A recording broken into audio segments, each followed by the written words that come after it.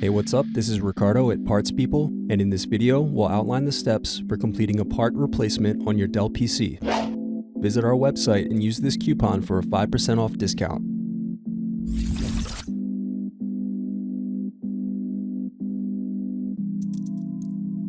Unscrew and remove bottom base.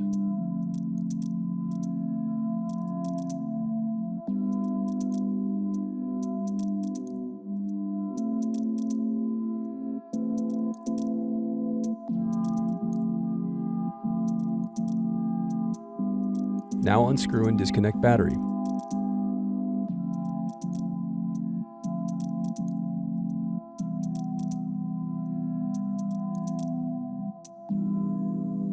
Thanks for watching. Don't forget to like and subscribe if you enjoyed this video.